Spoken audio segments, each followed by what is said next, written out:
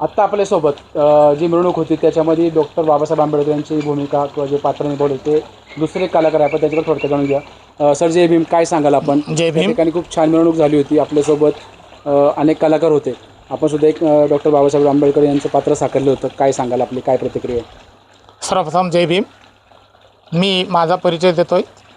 वसंत इंगळे, भारतीय बौद्ध महासभेचे बौद्धाचार्य तथा केंद्रीय शिक्षक. मी बऱ्याच दिवसापासून बौद्ध धम्माचा प्रचार आणि प्रसार काम करण्याचं हे काम करत असतो. प्रत्येक गाव तांड्यापर्यंत वाडी वस्तीपर्यंत मी जाण्याचा प्रयत्न करतो आणि त्याच अनुषंगाने एक बौद्धाचार्य असताना माझा या ठिकाणी बराचसा चांगला दांडगा परिचय आहे. त्या अनुषंगाने आदरणीय आमचे आंबोरे सर आणि पगारे सर यांनी माझ्या कानावर असा विषय दिला की या ठिकाणी एक गाव एक जयंती होणार आहे, तर सुहास भाऊ गरुडचे तुम्हाला फोन येतील. तर ते लगेच मी लक्षात घेऊन दुसऱ्या दिवशी आदरणीय सुभाषभाऊ गरुडचे मला फोन आला आणि त्यांनी सांगितले की आपल्याला एक मीटिंग घ्यायची आहे आणि त्या मीटिंगमध्ये तुम्हाला हजर राहायचं आहे. तर मी होकार दिला आणि दुसऱ्या दिवशी मीटिंग झाली. त्या मीटिंगमध्ये आमच्या सगळं समित्या निर्माण झाल्या आणि त्या समितीमध्ये आम्ही 21 लोकांची पहिली मीटिंग झाली आणि त्यामध्ये सर्व ठराव मंजूर झाला की एक गाव एक जयंती, आणि मलाही ते कबूल झालं. मग असं करत असताना आम्ही त्या ठिकाणी सर्व 1-2 मीटिंगा झाल्यानंतर मग सगळा जमाव झाला आणि जमाव झाल्यानंतर ते विचार पटले की एक गाव एक जयंती. मला पण खूप माझ्या हृदयाला लागली की आपल्याला जे आपण कार्य करत आहोत त्या कार्याला अनुसरून कार्य आहे. तर मी पण खूप आनंदित झालो आणि असं करता बरेचसे मीटिंगा झाल्यानंतर आमचा जमाव झाला आणि लोकांना ते पटायला लागला, आनंद व्हायला लागला. आणि त्या अनुषंगाने मग त्यांनी ते पात्रतेची भूमिका घेतली की या ठिकाणी अशा पद्धतीचं मागच्या वर्षी बाबासाहेब आंबेडकर यांनी रमाईचं पात्र होतं, आता यावर्षी आपल्याला वेगळं पात्र आणखीन समोर पाहिजेत. तर मी त्यांच्यासोबत फिरत राहिलो आणि नंतर मग त्यांनी सांगितलं आपल्याला परत एक आंबेडकर शोधायचे आहेत. तर माझ्याकडे बोलण्याची त्यांची काही हिंमत झाली नाही, परंतु त्यांनी मनोहर पगारीजींना फोन केला आणि त्यांनी सांगितले की बा आपल्याला दुसरे बाबासाहेब आंबेडकर पाहिजे, तर कोण असणार? तर माझं नाव त्यांनी दर्शवलं आणि दर्शवल्यामध्ये पगारे साहेबांनी होकार दिला आणि त्यांना सांगितलं हरकत नाही. मग माझ्याशी ते डायरेक्ट मी आलो, एक दिवस व्हाईट कपडे घालून इन शर्टिंग करून आलो आणि आल्यानंतर त्यांनी सांगितलं सर एक बोलू का? म्हटलं बोला सर. तर मला तुम्हाला आंबेडकर बनायचं या जयंतीमध्ये. तर मी कुठल्याही गोष्टीचा क्षणाचा विलंब न करता मी तिथं साहेबांच्या शब्दाला होकार दिला आणि सांगितलं काय हरकत नाही, मी बनायला तयार आहो. मग आम्ही 2-3 दिवस त्या ड्रेसच्या ज्याला म्हणतात त्या ड्रेसच्या सान्निध्यात आम्ही 3 दिवस फिरलो. मग आम्हाला ते एम्बेसिडर कार्डच्या संदर्भात गेलो. तिथं ते एम्बेसिडर कार्डच्या कामात लागल्यामुळे आम्हाला तर काही व्यवस्थित झालं नाही, जी आमची कपड्यांची जी व्यवस्था करायची होती ती.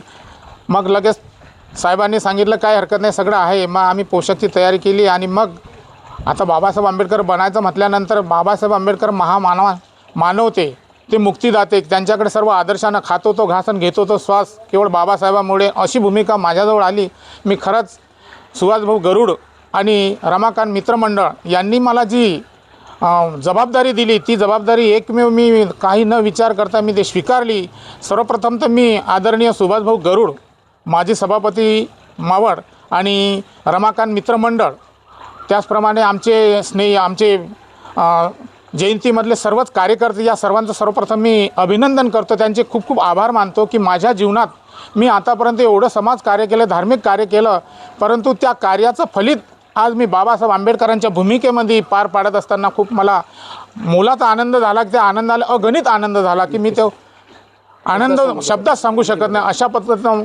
आणि मग मी 14 तारखेला त्या दिवशी एप्रिलच्या दिवशी मी बाबासाहेब आंबेडकर झालो. आणि बाबासाहेब आंबेडकर होण्याच्या अगोदर 3 ते 4 वाजता माझा ज्यावेळेस मला मेकअपला पाठवलं आणि तिथं मेकअप, माझे केस कुरडे असल्याकारणाने केप सेटिंग होत नव्हते, पण सुहास भाऊने त्यांचा जो मित्र होता सलूनवाला, त्यांना सांगितलं नाही सगळं बसून द्या. तेव्हा मी बसवलं आणि त्यांनी ती सेटिंग केली. सेटिंग केल्यानंतर मग घरी गेल्यावर मुलाने सांगितलं बाबा तुम्हाला बाबासाहेब आंबेडकर होणे आहे आणि तुम्ही हे केस कसे हे केलं?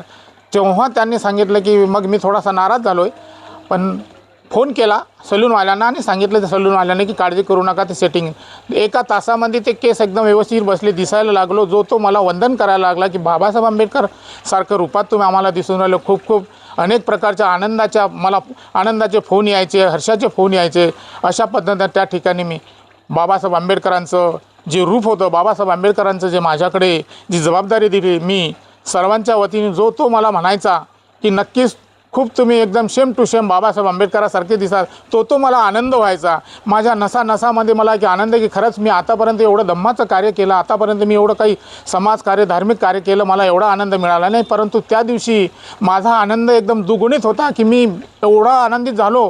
आणि मीच नाही झालो तर माझा परिवार, माझे नातेवाईक, माझे सगळे सोयरे जे काही माझ्यासोबत असतील, भारतीय बौद्ध महासभेचे प्रत्येक कार्यकर्ता, प्रत्येक जण हे खूप आनंदित होऊन मला चांगला आनंदाचा वर्षाव देत होते, आनंदाचा फोन करत होते की खरंच तुम्ही खूप देता. अशा प्रकारे सुहास भाऊ गरुड यांचे आणि आदरणीय आमचे रमाकांत मित्रमंडळ या लोकांचे मी जेवढेही उपकार मानते ते कमीच आहे. कारण मला माझ्या जीवनामधला अस्मरणीय, न कधी होणारा न कधी येणारा असा क्षण मला भोगता आला किंवा मला तो उपभोगता आला. त्याबद्दल मी सर्वप्रथम या सर्वच जयंती कमिटीचे आणि सुहासभाऊ गरुडचे आणि रमाकांत मित्रमंडळाचे मनापासून हार्दिक स्वागत करतो आणि आभार मानतो. इथंच थांबतो साहेब. धन्यवाद सर.